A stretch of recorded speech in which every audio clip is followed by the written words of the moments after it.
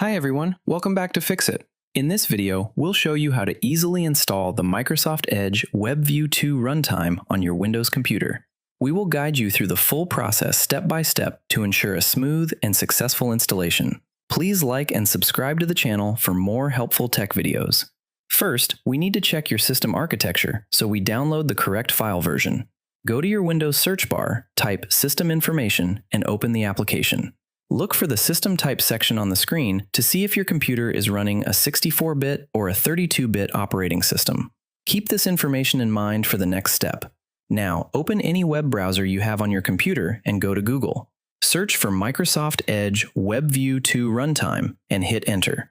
From the search results, click on the official Microsoft developer website to make sure you are getting the correct and safe installation file. Once the web page opens, scroll down a little bit until you see a specific section called the Evergreen Standalone Installer. Under this section, you will find a few different download options depending on your system.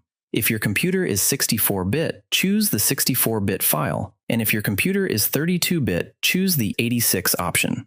Click on Accept and Download, then choose to save the file directly to your Downloads folder. Once the download is completely finished, open your Downloads folder to locate the setup file.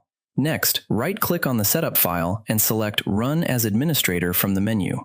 This step is very important to make sure the installation goes smoothly without any Windows permission issues.